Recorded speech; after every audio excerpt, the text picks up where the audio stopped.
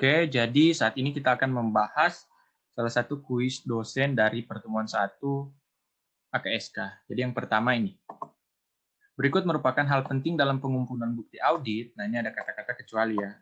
Jadi kecuali apa? Nah, ini kan sebenarnya udah ada di PPT.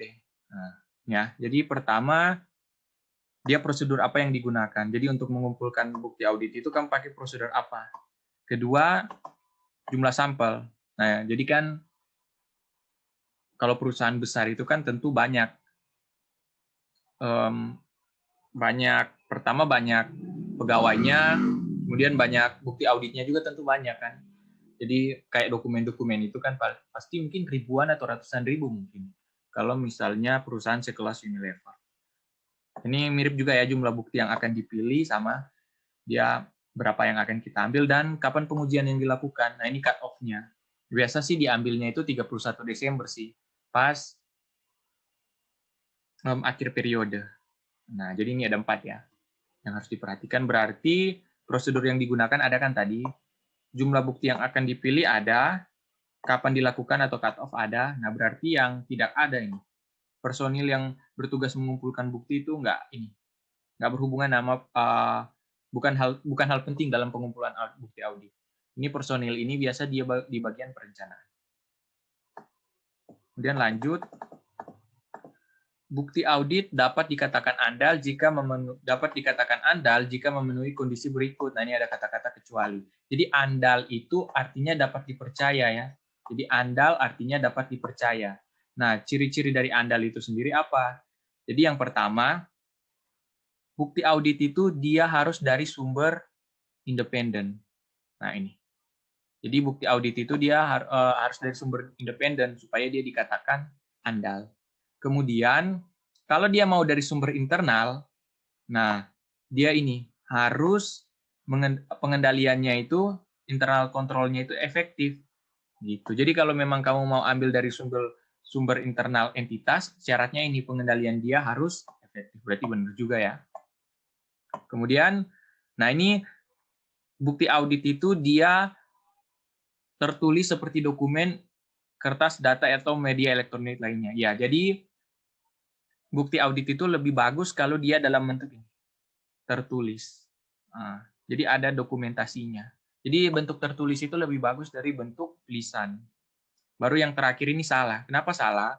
Karena ini, salahnya di kata-kata ini. Di kata-kata tidak langsung. Harusnya, bukti audit itu andal kalau dia diperoleh secara langsung. Jadi ini harusnya diperoleh secara langsung oleh auditor ya, baru dikatakan andal. Lanjut pertanyaan berikutnya. Nah, ini adalah merupakan kegiatan yang masuk dalam tahap 1 siklus audit. Jadi tahap 1 siklus audit itu kan istilahnya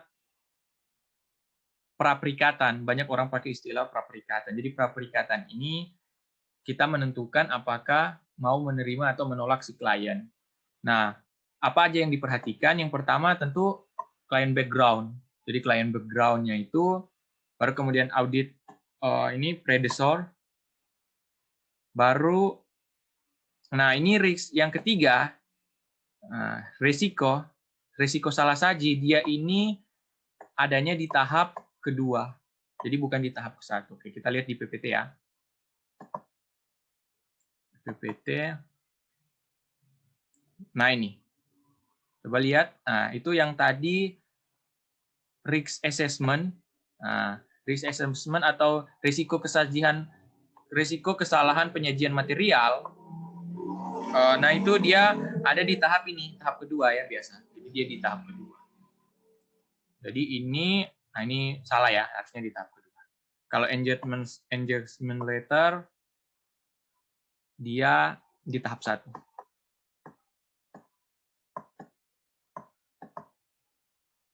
Kemudian informasi yang terkandung dalam catatan akuntansi yang mendasari laporan keuangan maupun informasi lainnya disebut, nah ini ada di PPT ya, cakupan bukti audit. Jadi ini pengertian lebih tepatnya. Nah ini ya, jadi cakupan bukti audit,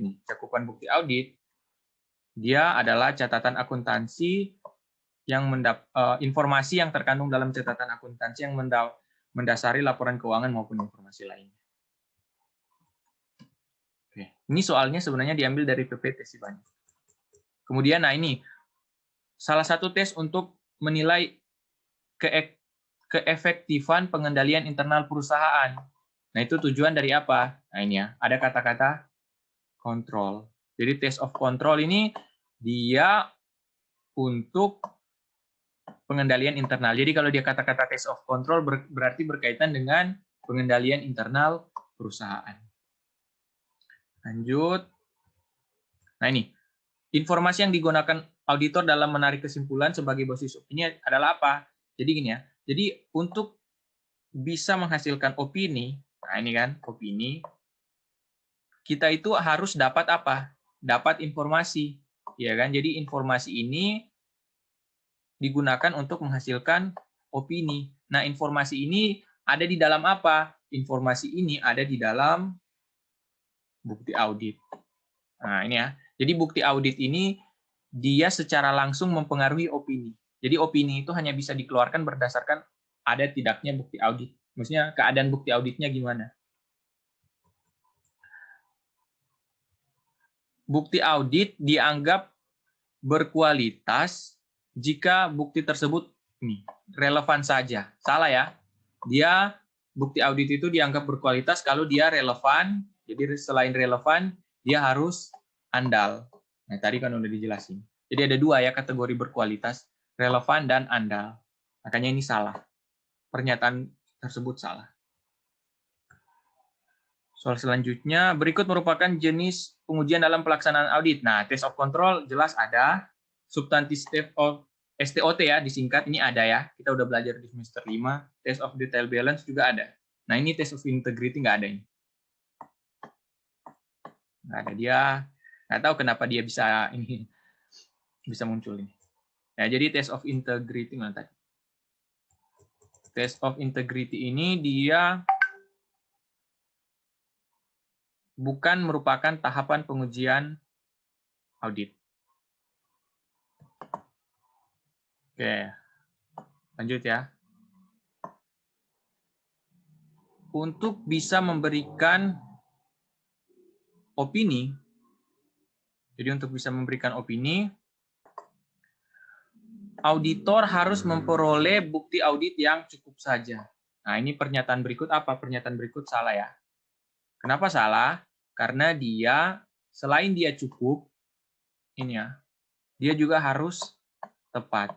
Ya, jadi bukti audit itu dia ada dua komponen.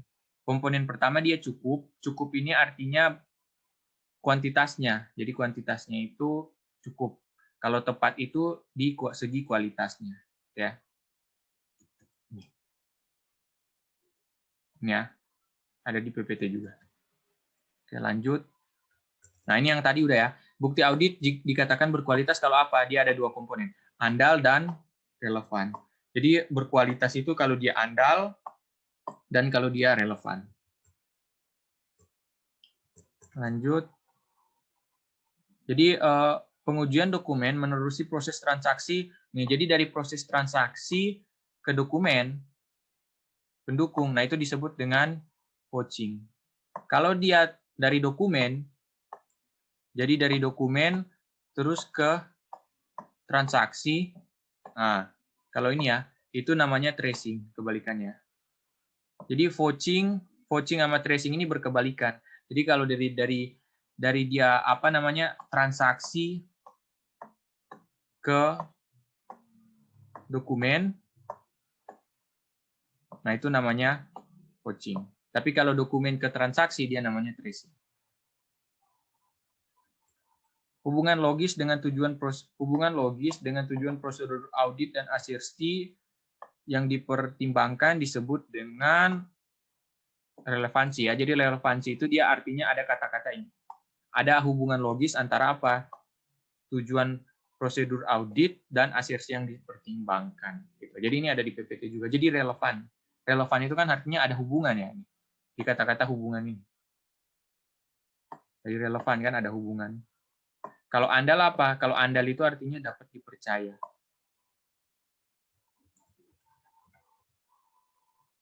Berikut ini merupakan asersi laporan keuangan terkait golongan transaksi dan peristiwa. Nah, kita lihat ya, golongan transaksi dan peristiwa. Nah, ini. Transaksi dan peristiwa ada 5 ya. Jadi keterjadian, kelengkapan, keakurasian, cut-off atau pisah batas, dan klasifikasi. Berarti yang nggak ada di sini adalah penilaian dan alokasi. Jadi penilaian dan alokasi itu dia adanya di asersi saldo akun ya. Nah, dia adanya di asersi saldo akun. Kalau yang penilaian dan alokasi. Kemudian mencoba atau mengulangi suatu proses atau kegiatan tertentu merupakan jenis prosedur pengumpulan bukti yang disebut dengan ini. Jadi dia ada kata-kata mengulangi suatu proses atau kegiatan. Jadi kalau dia mengulangi ya, ada kata-kata mengulangi ya sebenarnya reperformance, mengulangi proses.